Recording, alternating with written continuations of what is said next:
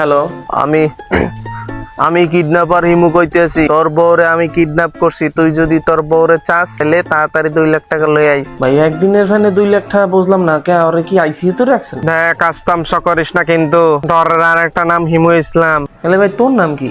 হিমু ইসলাম? একটু গানা কলি যে ডর আর হিমু ইসলাম। আরে আমার নামই তো ডন। তাহলে হিমু ইসলাম কেডা? আমি আমি আরে ভাই তুই কিডন্যাপার। দেখ, আস্তামসার মোড়ে কিন্তু এখন আমি নাই। তুই যদি তোর বউরে চাস তাহলে এখনই লয়ে যাস, নাহলে কিন্তু তোর বউরে চোখ তুললে একদম উড়াই খাই গেলাম।